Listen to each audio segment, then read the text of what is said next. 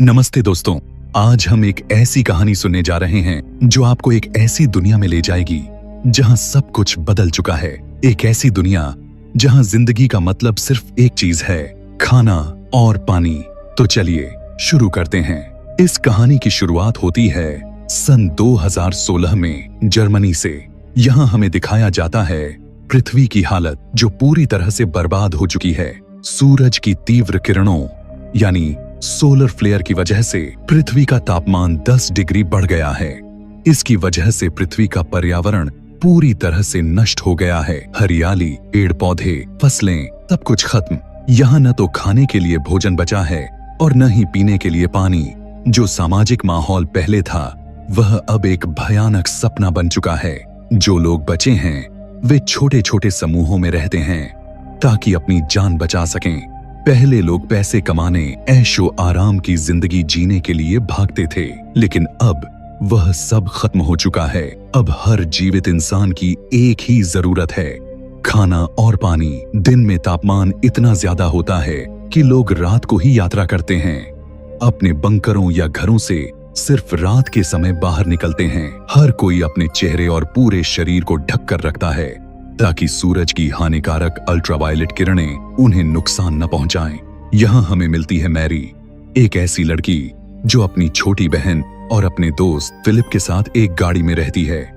ये तीनों हमेशा गाड़ी से ही यात्रा करते हैं क्योंकि यह उनकी जिंदगी का एकमात्र सहारा है। मैरी और फिलिप एक दूसरे को पसंद करते हैं। उनके बीच एक अनकहा रिश्ता है जो इस मुश्किल समय में उनकी ताकत बनता है। एक दिन उन्हें पता चलता है कि पहाड़ों में ऐसी जगहें हैं जहां अभी भी जिंदगी सामान्य हो सकती है। वहां पानी है, शायद हरियाली भी।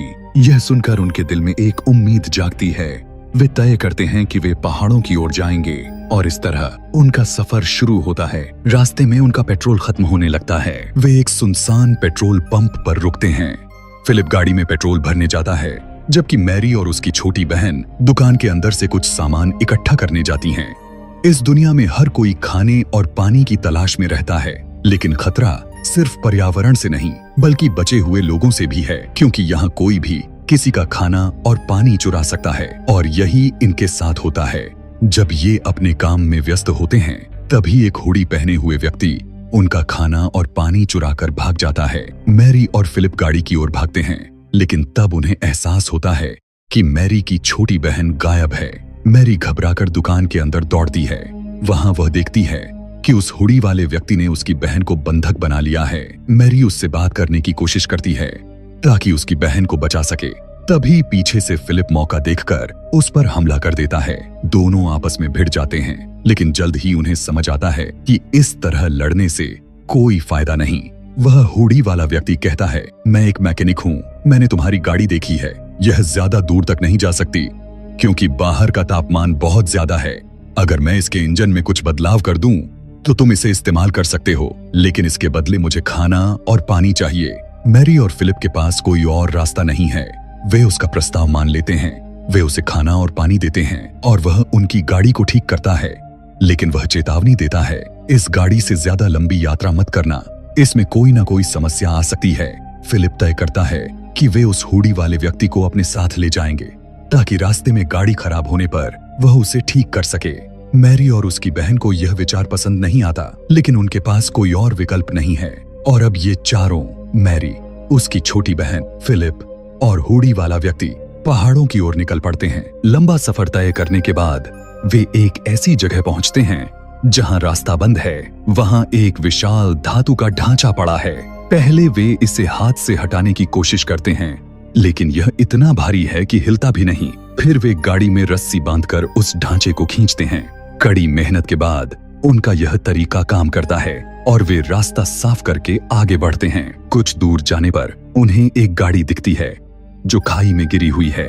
उन्हें लगता है कि उसमें खाना और पानी हो सकता है जो उनके लिए बहुत जरूरी है। फिलिप और हुडी वाला व्यक्ति नीचे जाने का फैसला करते हैं। वे गाड़ी तक पहुंचते हैं और वहां सचमुच कुछ खाना और पानी मिलता है। फिलिप वॉकी टॉकी से मैरी को बुलाता है, मैरी, यहाँ पानी है, लेकिन इसे ऊपर ले जाने के लिए हमें एक बड़ा डिब्बा चाहिए जो गाड़ी में है। तुम्हें उसे लेकर नीचे आना होगा। मैरी मना कर देती है और कहती है, मैं अपनी बहन को अकेले नहीं छोड़ सकती। फिलिप उसे समझाने की कोशिश करता है, लेकिन मैरी नहीं मानती। तभी मैरी की छोटी बहन कहती है, मैं कोई बच्ची नहीं हूँ, मैं अपना ख्याल रख सकती हूँ। मैरी अनमने मन से नीचे मदद के लिए जाती है, लेकिन तभी उन्हें मैरी की बहन की चीख सुनाई देती है। तीनों ऊपर की ओर भागते हैं। रास्ते में मैरी का पैर फिसलता है और वह बेहोश हो जाती है। जब मैरी को होश आता है तो वह खुद को अकेला पाती है। कुछ दूर चलने पर उसे हुडी वाला व्यक्ति मिलता है। वह बताता है, जब हम गाड़ी तक पहुंचे तो वहां बहुत सारे लोग थे। ये लोग बहुत खतरनाक हैं। इन्होंने जानबूझकर हमारे लिए जाल बिछाया था। ये लोग इंसानों को मार देते हैं और अपनी भूख मिटाने के लिए कुछ भी कर सकते हैं। इसीलिए हम तुम्हारी बहन को नहीं बचा पाए। अब कहानी आगे बढ़ती है। मैरी को फिलिप मिल जाता है। वह उससे कहती है, मुझे अपनी बहन को बचाना है, हमें उनका पीछा करना होगा। लेकिन फिलिप कहता है, यह बेवकूफी होगी, हमें पहाड़ों की ओर जाना चाहिए जहां पानी मिल सकता है।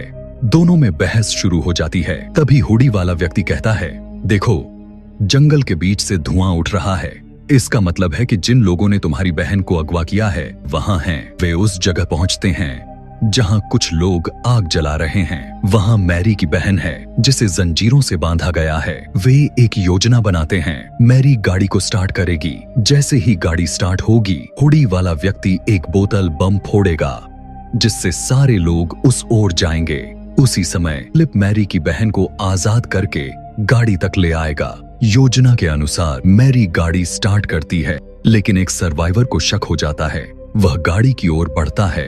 तभी हुडी वाला व्यक्ति बोतल बम फोड़ देता है। सारे लोग धमाके की ओर चले जाते हैं। फिलिप मैरी की बहन के पास पहुंचता है, लेकिन वह डर जाता है। वह उसे आजाद किए बिना भाग जाता है। तभी एक आदमी उस पर हमला करता है, जिससे उसका पैर घायल हो जाता है। फिर भी वह किसी तरह गाड़ी तक पहुंच जाता है, जहां मैरी उसका इंतजार कर रही होती है। वह मैरी से कहता है, हमें यहाँ से जल्दी निकलना होगा। दोनों भाग जाते हैं। रास्ते में फिलिप बताता है, तुम्हारी बहन अभी भी उनके कब्जे में है, हम उसे नहीं बचा पाए। मैरी अपनी बहन को बचाने के लिए वापस जाना चाहती है, लेकिन फिलिप कहता है, अगर हम वहां गए तो हमारी जान खतरे में पड़ जाएगी। मैरी किसी भी कीमत पर अपनी बहन को बचाना चाहती है। वह अकेले निकल पड़ती है। एक रेलवे सुरंग में उसे अपनी बहन का बैग मिलता है, जिससे वह समझ जाती है कि उसकी बहन को उसी रास्ते से ले जाया गया है। तभी फिलिप वहां आता है और माफी मांगता है। वह कहता है, मैं तुम्हारा साथ दूंगा, लेकिन उसका पैर बहुत घायल है। मैरी कहती है, तुम यहीं रुको, और वह अकेले आगे बढ़ जाती है। मैरी एक चर्च में पहुंचती है। वह इतनी थक चुकी होती है कि उसे नींद आ जाती है। जब उसकी आंखें खुलती हैं, तो उसके सामने एक औरत होती है जिसका नाम एलिजाबेथ है। मैरी डर जाती है, लेकिन एलिजाबेथ कहती है, तुम्हें मुझसे डरने की जरूरत नहीं। वह उसे पानी देती है और कहती है, यहाँ अकेले रहना सुरक्षित नहीं है, मेरे साथ मेरे घर चलो। मैरी उसकी बात मान लेती है। रास्ते में वह बताती है कि उसका दोस्त फिलिप रेलवे सुरंग में उसका इंतजार कर रहा है। वे एलिजाबेथ के घर पहुंचते हैं, जहां उसकी पूरी फैमिली है।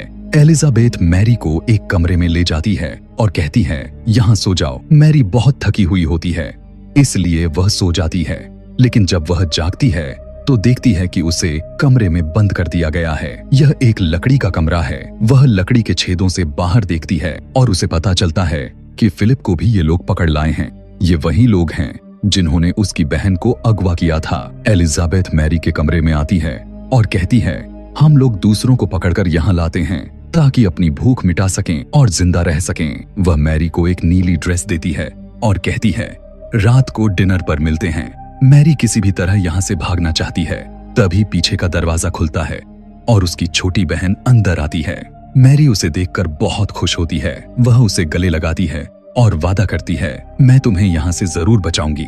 वे कुछ कपड़ों को लकड़ी के साथ बांधकर नीचे उतरने की कोशिश करती हैं, लेकिन तभी एलिजाबेथ का बेटा वहां आ जाता है। मैरी उसे गले लगाकर ध्यान भटकाती है और उसकी बहन पीछे से उसके सिर पर हमला करके उसे बेहोश कर देती है। मैरी अपनी बहन को कपड़ों की रस्सी से नीचे उतारती है और कहती है, जंगल की ओर जाओ।